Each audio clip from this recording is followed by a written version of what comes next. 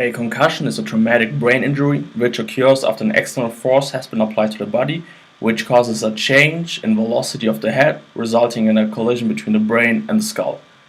This leads to structural changes of the brain and increases the sensitivity to further stress or injury until it fully recovers.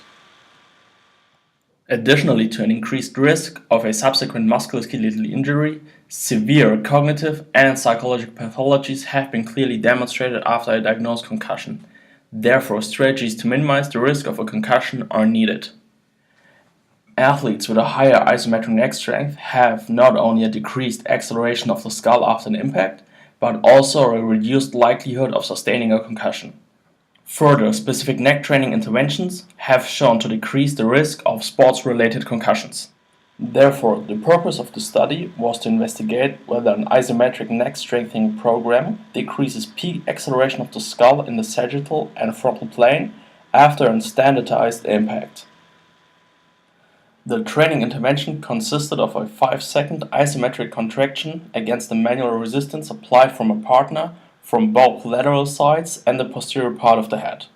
Total exercise time was 2 minutes and 15 seconds per participant per session.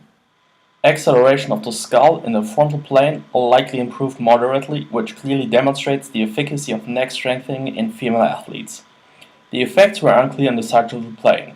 A different exercise selection might be needed here to induce meaningful changes. The results of the current study support previous findings that an isometric training intervention over only several weeks decreased the sway of the skull after an unexpected impact and therefore might decrease the risk of sustaining a concussion. Future studies are now required to determine the translation of skull kinematics to concussion risk. Thank you for listening.